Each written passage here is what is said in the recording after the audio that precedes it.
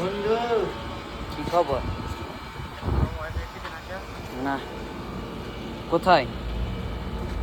তোমার টাকা তুমি না ফ্রি ওয়াইফাই পাইছ কোথায়? 4 জিবি আর 5 জিবি।